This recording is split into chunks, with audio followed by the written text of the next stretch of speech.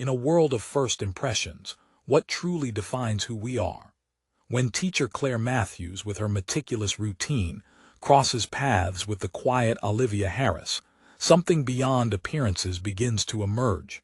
A story of hasty judgments and hidden truths that will challenge their deepest convictions. The morning fog hovered over the Cedar Heights High School parking lot as Claire Matthews meticulously parked her car in the spot designated for teachers. As she had every day for the past 15 years, she arrived precisely at 7:15, not a minute early or late. Her heels echoed through the empty corridors, the rhythmic sound announcing her presence long before she appeared. Claire Matthews, 45, was known for her impeccable posture. Her brown hair always tied in a perfect bun, her classic, well-pressed clothes, and her thin-framed glasses highlighting her analytical green eyes. There was not a hair out of place, just as there was no room for imperfections in her classroom. A widow for 8 years, Claire had turned her pain into absolute discipline. When she lost Richard to a sudden heart attack, something in her also died. The woman who once smiled easily and played piano on Sundays was replaced by someone who saw order and rigidity as a way to control a world that had proven to be too unpredictable. Literature is not just about reading. It's about presenting yourself to the world with dignity, she used to tell her 8th grade students. For Claire, every detail mattered. The careful handwriting on assignments, the perfectly aligned margins, the immaculate uniform. She firmly believed she was providing a service to these young people, preparing them for a world that would not forgive carelessness. At the back of room 203, where Claire taught on Tuesdays and Thursdays, sat Olivia Harris, a 13-year-old girl with dark skin and deep eyes that rarely met anyone else's. Her notebooks were organized, her handwriting was legible, and her grades were average, just enough not to draw attention. But there was something that inevitably caught the eye: her clothes. Day after day, Olivia wore the same faded blue t-shirt and the same worn gray jacket. The pieces were clean but visibly worn at the cuffs and collar. To Claire, this represented a silent affront to everything she taught about personal presentation and self-respect. What Claire didn't know was that while she was organizing lesson plans in her quiet home every night, Olivia Harris was helping her younger siblings, 7-year-old Marcus and 5-year-old Daniel, with their baths and schoolwork. While Claire slept in her king-sized bed, Olivia often spent nights awake waiting for her mother, Angela, to return from her second job as a nursing aide on the night shift. Angela Harris, 34, was a woman whose shoulders were already bent by the weight of life. A widow not through death, but abandonment. The children's father had left when Daniel was still in the womb, leaving behind only bills and broken promises. With a quiet beauty marked by fatigue, Angela carried a gentle smile reserved especially for her children, even on the hardest days. God never abandons those who trust in him, she whispered to her children every night, even when the rent was late or when the refrigerator was more empty than full. This phrase was more than a mantra. It was the anchor that kept the little Harris family together. On a particularly cold November morning, Claire noticed muffled laughter coming from the back of the room as students handed in their essays on To Kill a Mockingbird. Her trained eyes followed to the source. Jason Mills and his group were discreetly pointing at Olivia, who kept her eyes fixed on the floor. She must have only that outfit. I bet she doesn't even take a bath. My mom said they live in that housing project near the garbage dump. The whispers were low, but Claire picked them up precisely. An irritation grew inside her, not because of the taunts, but because of the image of neglect that Olivia, in Claire's eyes, persistently presented. When Olivia approached a hand in her work, Claire couldn't contain herself. "Miss Harris," she said loud enough for the class to hear, "I'm starting to wonder if your family owns a washing machine, or if this is literally the only outfit you have." The silence that followed was thick. Some students laughed nervously, others looked down, embarrassed. Olivia remained still, her fingers tightly gripping the strap of the worn-out backpack she always carried against her chest. Appearance is the business card we present to the world, Claire continued, convinced she was offering a valuable lesson. If you present yourself as someone who doesn't care, the world won't care about you either. Olivia did not look up. She only nodded slightly, picked up her backpack and returned to her seat, her shoulders visibly tense. It was a brief moment, almost insignificant in Claire's daily routine, but it left an unexpected bitter taste. In the following days, Claire noticed that Olivia seemed even more withdrawn. She began to observe her more closely, not out of regret. Claire was not one to question her methods, but because of an uncomfortable curiosity she couldn't name. She saw how Olivia, even with her always modest snack, offered half to a classmate who frequently forgot theirs. She observed how she gently helped classmates struggling to understand texts, explaining patiently, despite her shyness. And she noted how she carefully stored something in her backpack every day before leaving, papers she handled with extreme care. On a rainy afternoon, while grading assignments in the empty classroom, Claire found a notebook forgotten under a desk.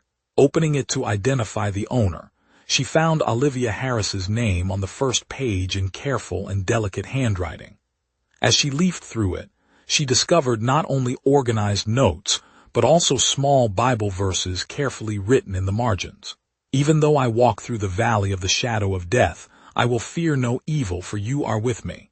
Psalm 23:4, the Lord is my refuge and strength, a very present help in trouble. Psalm 46:1, something tightened in Claire's chest. These were not the writings of a careless or negligent girl.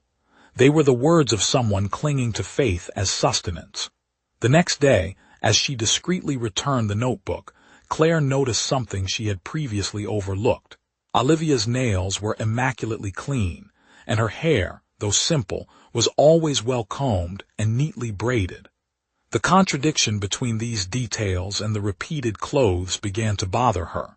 A week after the classroom incident, Claire left the school later than usual. The sky was already darkening when she spotted a familiar figure walking briskly down the opposite sidewalk. Olivia Harris, firmly holding the hands of two small boys. Following an impulse she couldn't explain, Claire drove slowly, keeping them in sight. She saw them stop at a small corner market and how Olivia carefully consulted a list before entering. She parked and, driven by curiosity now recognized as concern, entered the establishment. From a side aisle, she watched Olivia calculating prices, putting items back on the shelf after checking labels, and substituting brands for more economical options. The boys, whom Claire assumed were her brothers, remained well-behaved beside her, occasionally pointing to candies that Olivia gently declined with a sad smile. When they reached the checkout, Claire saw Olivia take a small envelope with counted money out of her backpack. Her hands trembled slightly as she separated the worn bills. "Sorry, you're $2.50 short," the cashier said. Olivia bit her lip. "Can we leave the cereal then?" "But Liv, you promised we'd have cereal this week," the younger boy whispered, tugging at her sleeve. "I know, Danny. Next time, I promise." Claire approached before she even realized what she was doing. "I'll cover the difference," she said, placing a $5 bill on the counter. Olivia's eyes widened in recognition, and for a moment Claire saw fear in them, a fear that hit her like a slap. The girl muttered a barely audible thank you and quickly gathered the groceries, hurrying her brothers outside. "Wait, Olivia," Claire called, catching up with them on the sidewalk. "I can give you a ride. It's getting dark." There was hesitation, but the sky now threatened rain, and the packages were heavy for such young arms. The ride was silent, broken only by the directions Olivia offered in a low voice. They arrived at a modest but well-kept apartment complex, far from the image of the housing project near the landfill that Claire had heard in students' whispers. "Thank you, Miss Matthews," Olivia said formally as the boys waited on the sidewalk. "We appreciate your help." Something in the formality of that 13-year-old girl touched Claire deeply. "Olivia, may I ask, why do you always wear the same clothes to school? Do you have—" "I have other clothes," Olivia interrupted softly, a slight blush coloring her cheeks. "But my mom can only wash on the weekends when she's not working. I keep the others so the boys don't go dirty to school." And she hesitated. "My mom says it's better to wear the same clothes every day than to have many and not be able to take good care of them." Claire felt a lump in her throat. "Your mother seems very wise." "She is." Olivia smiled for the first time, a smile that lit up her whole face. "She works hard to take care of us." At that moment, Claire truly saw Olivia for the first time, not the careless student she had imagined, but a girl carrying responsibilities far greater than her age. "I have to go in now. I need to prepare dinner before Mom gets home from her first job." Claire nodded, unable to find words. As she watched the three enter the building, she noticed Olivia had left her backpack on the car's back seat. "Olivia," she called, but they had already gone in.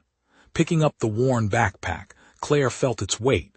Something compelled her to open it, not out of invasion but from a need to better understand what she now saw as a very different story than she had imagined. Inside the backpack, besides the school books carefully protected in plastic bags against possible leaks from the reused water bottle, there was a side zipper. Claire opened it and found what Olivia carefully guarded every day: 3 sandwiches wrapped in reused foil, each with a handwritten label: Marcus, Daniel, and Mom. There was no sandwich for Olivia. She also found a small notebook where Olivia meticulously tracked expenses, with handwriting that shouldn't belong to a child. Rent $650, electricity $78, Danny's asthma medicine $35. On the last page, a list of simple dreams: new coat for Marcus, sneakers without holes for school, birthday present for Mom. The tears Claire had suppressed for years, since Richard's funeral, now flowed freely. This girl whom she had publicly humiliated for always wearing the same clothes was actually sacrificing herself daily for her family. While Claire judged appearances, Olivia learned the meaning of love through sacrifice. Wiping her tears, Claire realized she needed to return the backpack. But as she approached the apartment again, she saw through the window a scene that paralyzed her. Olivia, standing in front of a stove, cooking while helping her younger brother with homework. In the corner of the small room, an exhausted woman arrived, still in her nursing aide uniform. The boys ran to embrace her, and though visibly tired, she knelt to welcome them with a tight hug. Claire returned to the car, leaving the backpack on the passenger seat. She couldn't interrupt that sacred moment of a family showing so much love with so little. The next day, Claire waited for Olivia before the school day began. When the girl arrived, visibly worried, Claire greeted her with her backpack and a sincere apology. "Olivia, I need to apologize to you. I judged without knowing, and that was deeply unfair and cruel." The girl's eyes widened in surprise. "You opened my backpack?" "Yes," Claire admitted, ashamed. "And I saw what I shouldn't have without your permission. But I also saw what I should have seen from the start: your strength, your responsibility, and your love for your family." Olivia lowered her gaze, but not in shame, this time to hide her emotion. "You reminded me of a lesson I learned in church but forgot along the way," Claire continued. "Man looks at the outward appearance, but the Lord looks at the heart. I failed to see your heart, Olivia, and it is extraordinary." In the following weeks, a silent transformation occurred. Claire started keeping extra snacks in her drawer for days when she noticed Olivia without anything to eat. She discreetly organized a collection among teachers for an emergency fund for needy families. And more importantly, she completely changed her approach in the classroom, emphasizing character and effort over appearance. During a parents' meeting, Claire finally met Angela Harris. The woman arrived after her shift, still in uniform, apologizing for being late. "Olivia speaks very highly of you," Angela said with a tired smile. "She says you teach with your heart now." Claire felt the weight of those words. "Your daughter has taught me more than I ever taught her." "God works in mysterious ways," Angela responded simply. "He places the right people in our path when we need them most." 5 years later, Claire attended Olivia's graduation as the class valedictorian. The shy girl had transformed into a confident young woman who had earned a full scholarship to college. In her speech, Olivia spoke about perseverance and compassion, about judging less and loving more. From the audience, Claire watched with a full heart. The strict teacher who had once humiliated a student for wearing the same clothes every day had learned the deepest of lessons. That true discipline lies not in impeccable appearance, but in the strength of character revealed in moments of greatest difficulty. As she stood applauding, alongside Angela and the now teenage Marcus and Daniel, Claire silently thanked for the forgotten backpack that changed not only her view of a student but her understanding of life, love, and the faith that sustains even in the darkest valleys.